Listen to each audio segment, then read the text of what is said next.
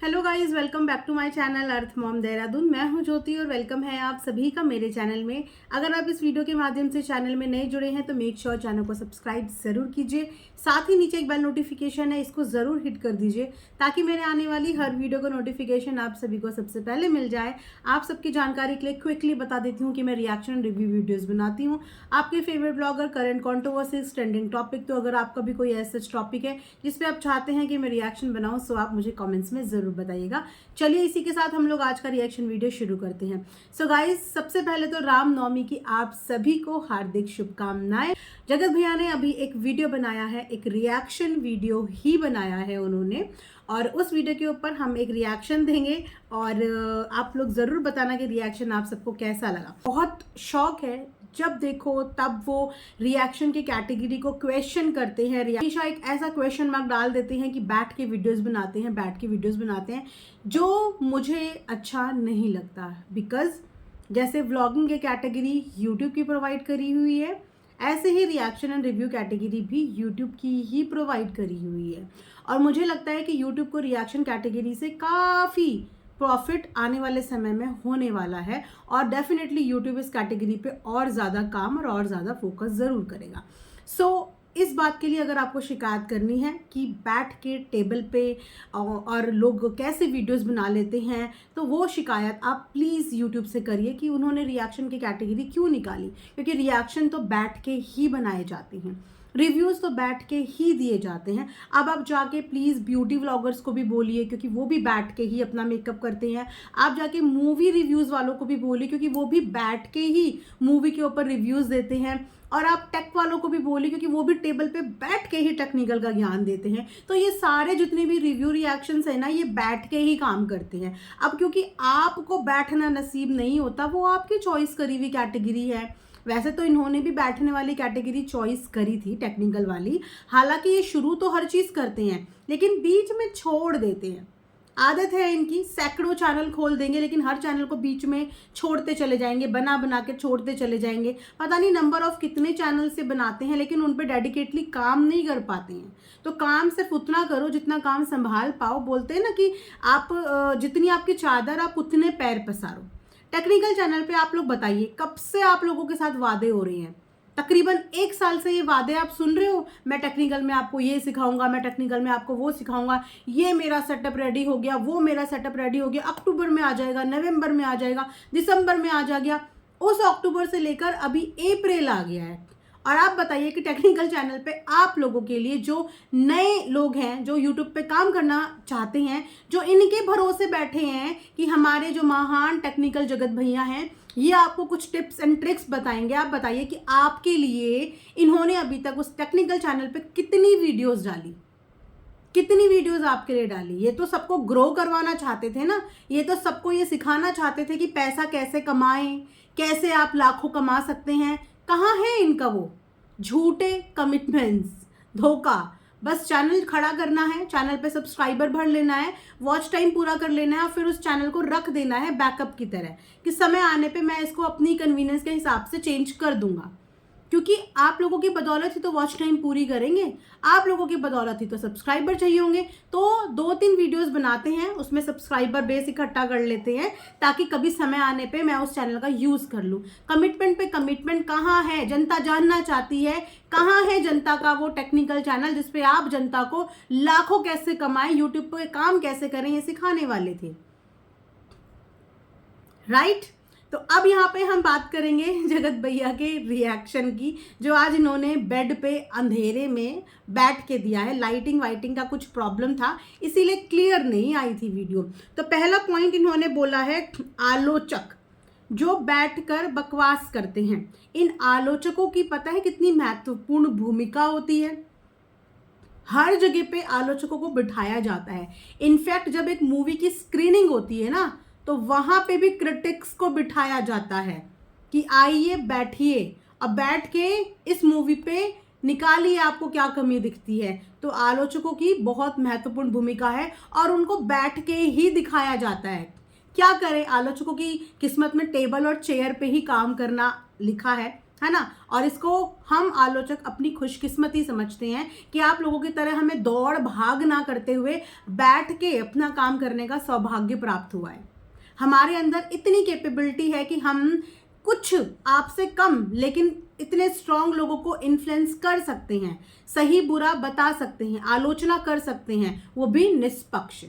इतनी हमारे अंदर है और इस चीज के लिए हम बहुत प्राउड करते हैं कि हाँ, हम चेयर टेबल में बैठ के आलोचना की भूमिका अदा करते हैं। So proud of your self कि आप लोगों के अंदर एटलीस्ट इतने गट्स हैं, हमारे अंदर इतने गट्स हैं कि हम बैठ के किसी चीज को सही और गलत को गलत बोलने की कम से कम हिम्मत रखते हैं, राइट। उसके बाद इन्होंने बोला नीचता का लेवल।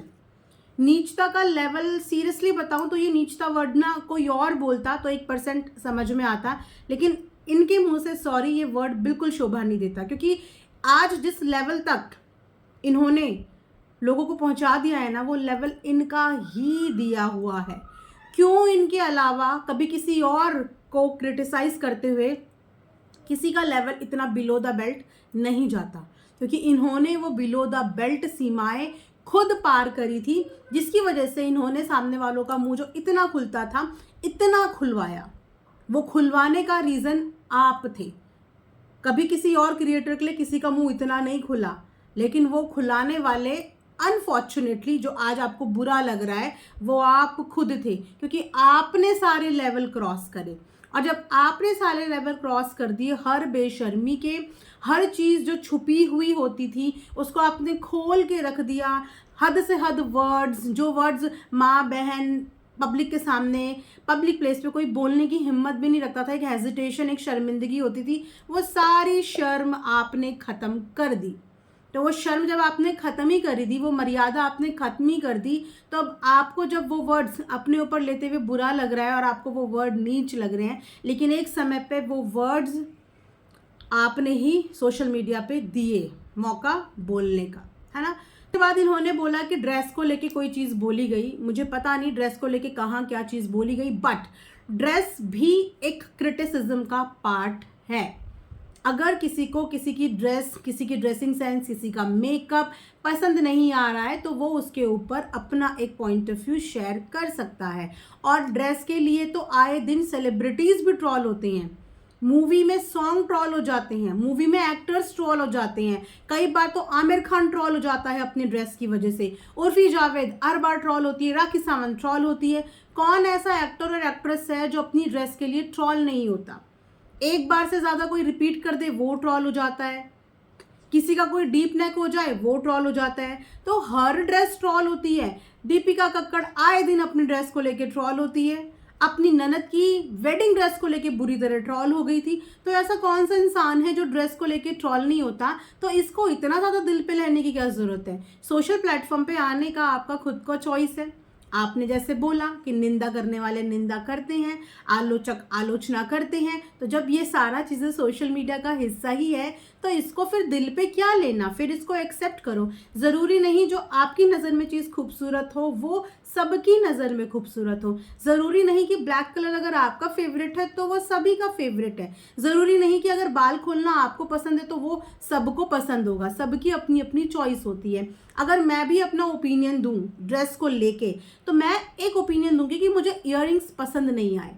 जो उसके साथ पहने गए थे ड्रेस के साथ, वो चांद वाले, वो तीर वाले, मुझे वो बहुत ऑफ लग रहे थे। रही बात साड़ी की, तो साड़ी मुझे फिर भी इनकी बाकी चमकीली चमकीली चमचम साड़ियों के कंपैरिजन में, नेट वाला साड़ियों के कंपैरिजन में ये साड़ी मुझे फिर भी सोबर लग रही थी, थोड़ी सोबर लग रही थी। बट इयररिंग्स मुझे अजीब लगे।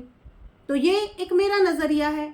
अब ज़रूरी नहीं कि हर किसी की सोच या हर किसी की पसंद सेम हो। आप पब्लिक फिगर हो तो आपके ऊपर ओपिनियन दे सकते हैं, इसको हम्बली एक्सेप्ट करना सीखो। हर छोटी मोटी बात पे भड़कने की ज़रूरत नहीं होनी चाहिए कि हर छोटी मोटी बात पे जब आपको कंटेंट की कमी होती है तो आप खुद भी रिएक्शन ही देते हैं बैठ के। और अगर इनकी वीडियोस आप देखेंगे, हालांकि इनका व्लॉगिंग चैनल है, लेकिन काउंट ज़रूर करना कि इन्होंने कितने रिएक्शन दिए हैं।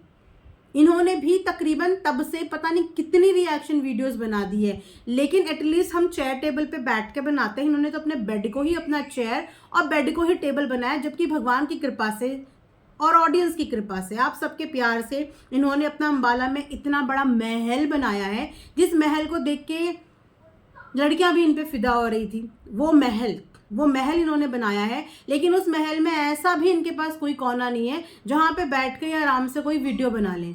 बिस्तर में बैठ के इनके अधिकतर वीडियोस बनते हैं, बेड में बैठ के। ये तो इनका प्रोफेशनलिज्म है। उबासियां लेते लेते इनकी वीडियोस बनती है कि देखने वाले को भी नींद आने लगे, और इतना अनप्रोफेशनल लगता है, कोई मुंह फाड़ फाड़ के बार बार वीडियो बनाता है। कितना गंदा लगता है ये। तब भी ये ओके हैं, तब भी इनको प्रॉब्लम नहीं है। तो रिएक्शन तो इन्होंने खुद ने एक व्लॉगिंग चैनल होते हुए कई बार अपनी वीडियोस में दिया है।